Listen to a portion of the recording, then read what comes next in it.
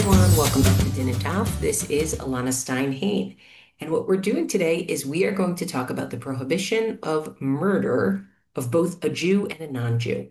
And the reason why I want to talk about the prohibition of murder against both Jews and non-Jews is because in several places, including on Shevuot daf lamed daled, the Gemara indicates, and Mishnah and Sanhedrin did the same, that there is no death penalty for killing a non-Jew.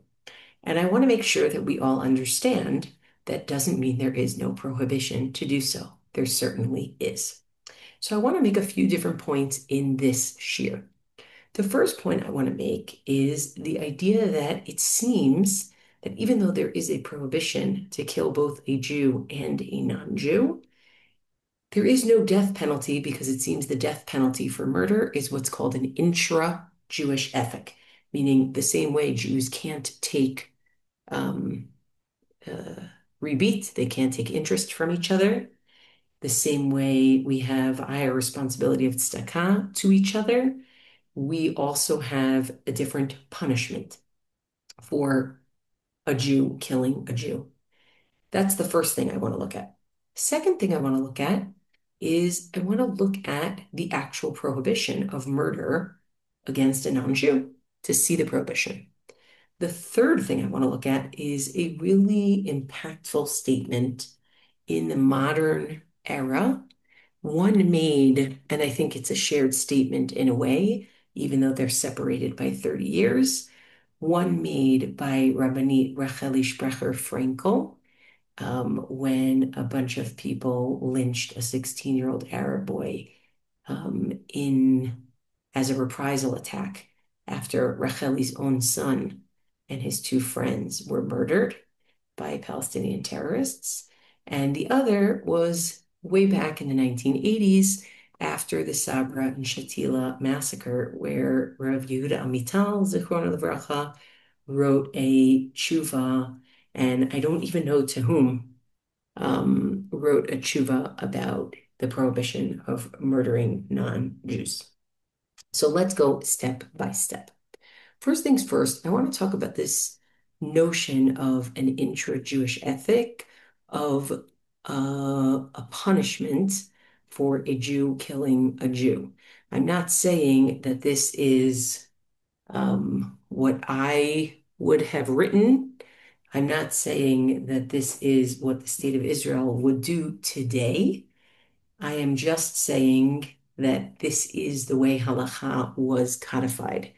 And I think it's significant to see in the Rambam, Hilchot Rotzeach U'Shmirat HaNefesh, where he says, after he had already said in Parak Aleph, which we'll look at in a few minutes, that there's a prohibition to kill any human being, he says in Parak Bet, Halakha Yud, Echad hahoreg et Yisrael, o hahoreg evet Knani, harei zeh neherag alav. If a Jew kills a Jew, or a Jew kills a Canaanite slave, that person gets the death penalty for doing so. V'im harag bishgaga goleh.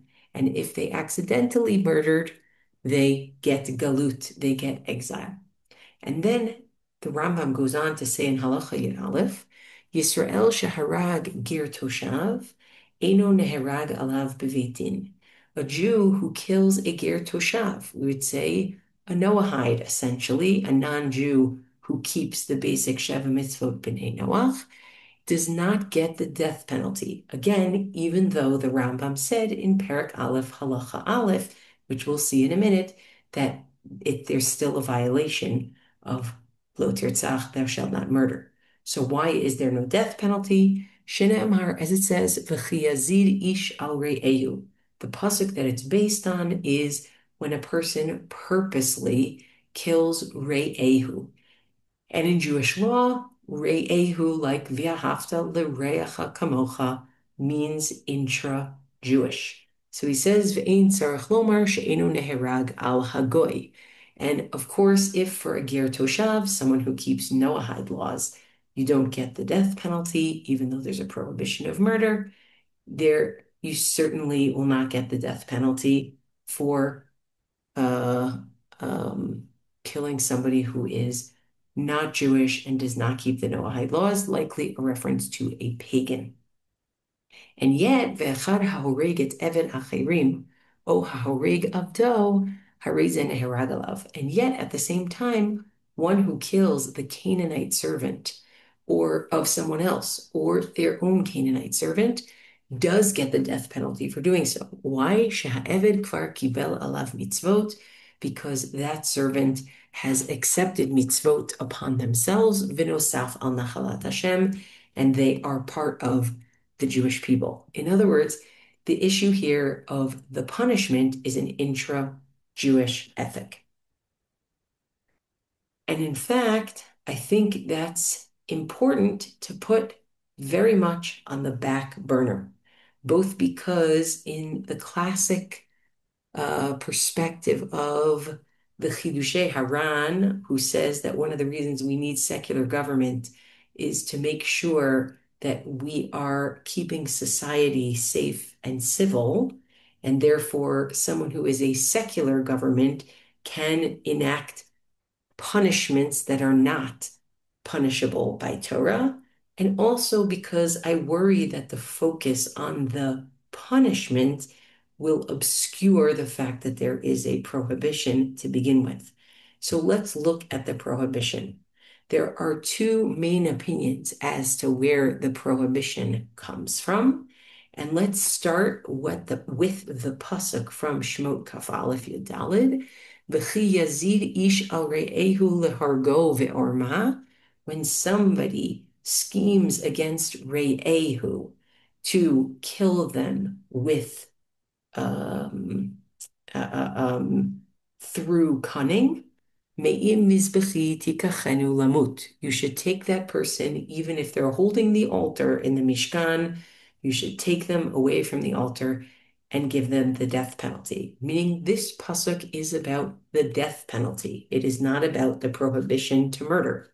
So the Mechilta de Rabbi Yishmael on Parshat Mishpatim on that pasuk, V'chi yazid ish, if a person schemes, ish means lahaviat achirim, even people who are not Jewish who commit murder.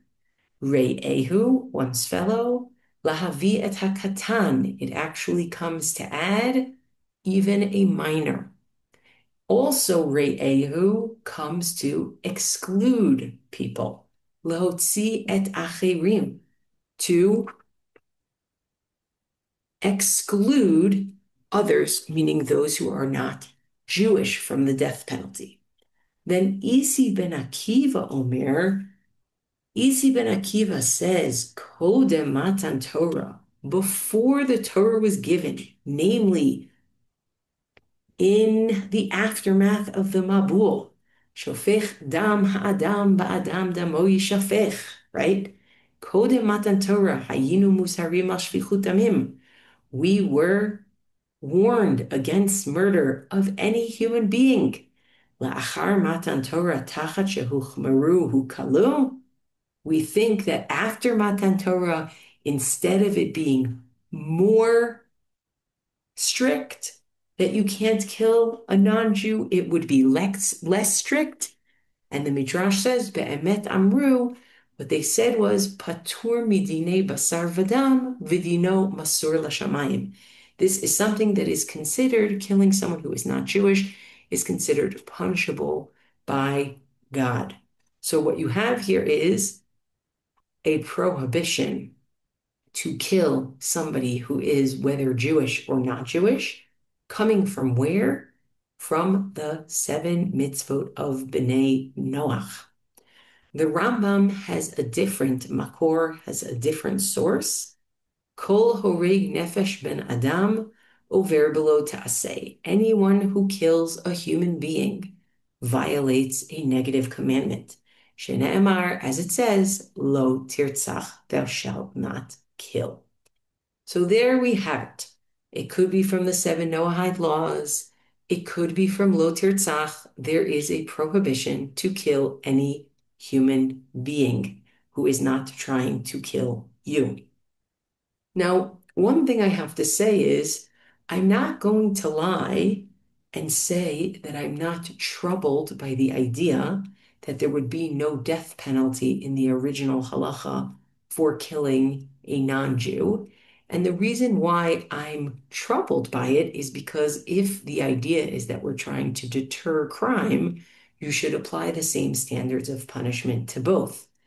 That said, I'm also not shocked that the rabbis limited the death penalty to Jew against Jew, both because of their general sense of intra-Jewish ethics, also because of their general distaste for the death penalty, and also because it was probably highly unlikely that a Jew was going after a non-Jew to kill them.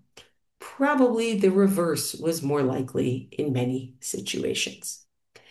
That said, I do want to reiterate that I think the beauty of having a secular legal system in addition to a halachic legal system was articulated in the Middle Ages by the Chidushei Haran, again, who says that sometimes we need, and the Rosh said it too before him, sometimes we need a secular legal system to say halacha doesn't mandate X, but we're going to mandate X because that is what's needed to keep society civil. I do want to say that as much as it's hard to fathom same prohibition, different punishment, one thing that is something that we can consider from a Jewish point of view is that despite the hardships that Jews experienced at the hands of non-Jews during the rabbinic period itself, I do think it's significant that we have as much positive in our rabbinic literature as we do about non-Jews. Certainly, there are negative things said about non-Jews in rabbinic literature. That does not surprise me because there was a lot of persecution experienced by Jews at the hands of non-Jews. And yet, there are also a lot of positives. For example, the Mishnah in Sanhedrin, which is famous. Lefichach nivra adam yechidi, a person was created as an individual, meaning humanity was created in the body of an individual. Lilamedcha shekol hame'abed nefesh achat, to teach you that anyone who destroys a life, ma'aleh alav hakatuv ki'ilu ibed olam maleh. Scripture regards it as though they have destroyed a whole world. Scholars have noted that it is the later versions of this Mishnah where it is changed to Nefesh Achat mi Yisrael, that we're talking about a Jew. The original version of this Mishnah is believed to be that we are simply talking about Nefesh Achat, any soul. In addition, the Mishnah in Avot, quoting Rabbi Akiva, Hu Haya Omer, Rabbi Akiva would say, Chaviv Adam Shenivra B'Tselem. Human beings, humanity is beloved, that it was created in the image of God. A greater love was actually shown by telling humanity that they were created in God's image. Shenemar, as it says, Ki b'tzelem Elokim asa et ha'adam.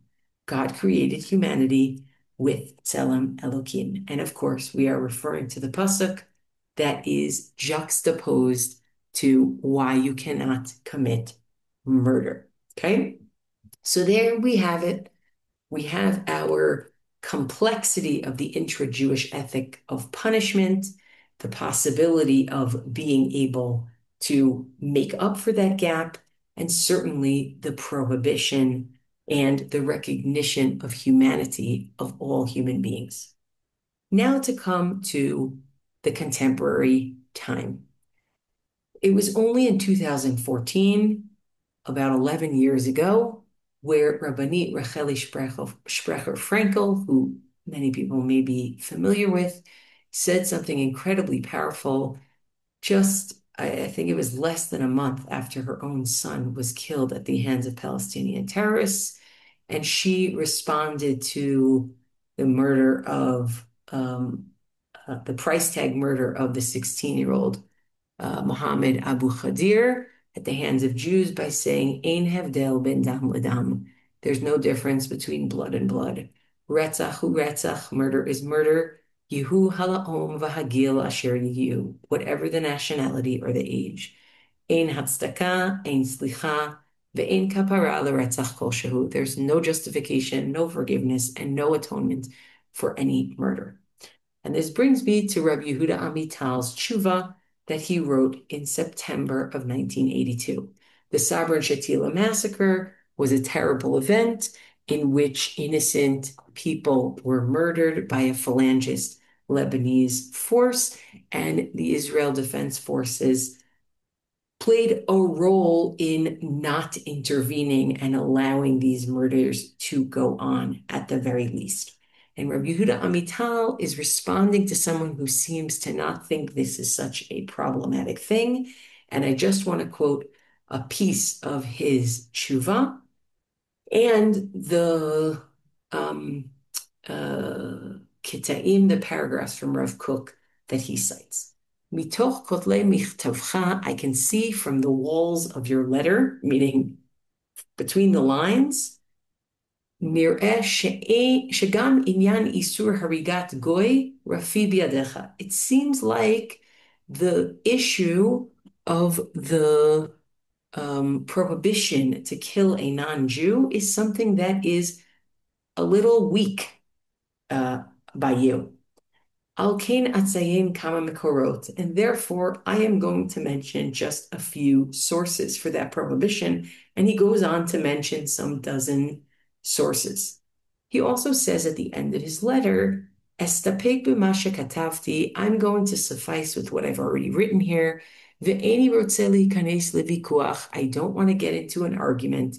Kevan sha'amarchak hu gadol, the kevan de iflig, says there's clearly a big gap between us, and I'm not going to be able to narrow that gap.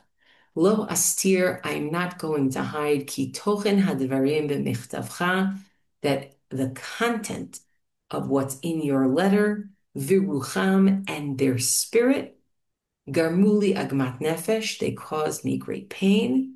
Tsar li shedvarim ke'ele yotzim mitachat yedei talmid chacham.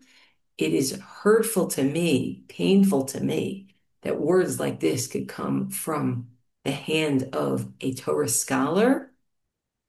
V'ditlim b'yeshirut o ba'akifin b'maran harav zatzal, etc., etc. He says, and that they seem to be they're hung upon either directly or indirectly, meaning you look to other great rabbanim and mention other great rabbanim as the source for your perspective. Again, this letter is posted online, and I included the link.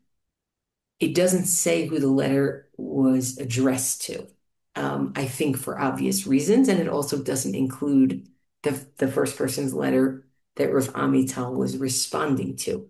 But Rav Amital basically says at the end, Agav, by the way, Kidai la'ayin b'orot HaKodesh, you might want to look at some of Rav Kook, and I want to look at some of Rav Kook with you as a way of ending this short shiur.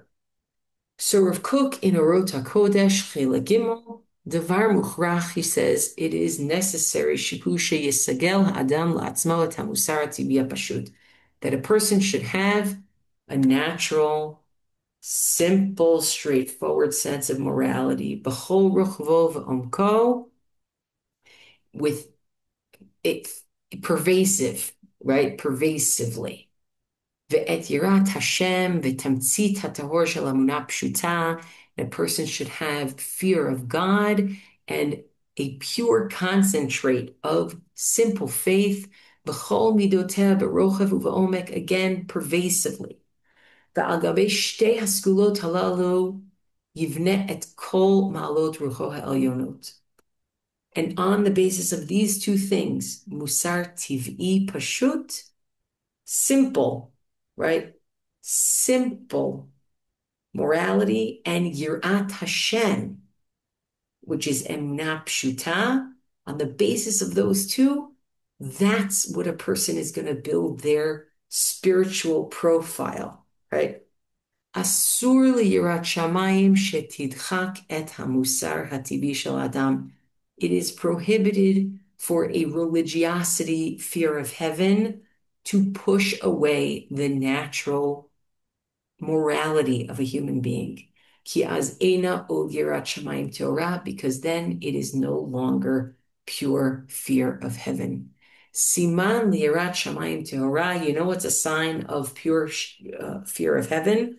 Hu kishem musar TV. That's when the natural sense of morality, hanatua b'teva hayashar shel adam, which is instinctive in a person, holech ve'oleh al piha, gets better and better based on having yirat shamayim. B'ma'alot yoter gvohot mima she'omed b'beladeh, and becomes even greater than what it would have been without yirat shamayim. Aval im titzuyar yirat shamayim b'tchuna kazot. But if you have a situation where yirat shamayim is in a situation shebelo hashpa'ata l'chayim, shebelo hashpa'ata l'chayim yoter notim lif'al tov, that a person would be acting better without their yirat shamayim, ulotzi alapol dvarim mo'ilim lepratu l'klal, and they would do more for the individual and the collective, v'al pi hashpa'ata mitma'ed koach hapolahu, and based on the influence of yirat shamayim, a person does less of that. Yirat shamayim kazot yirat psula. That is invalid yirat shamayim, right? That the fact that a person knows that things are wrong and they know it, their yirat shamayim should not cause them to obfuscate it. They should know it.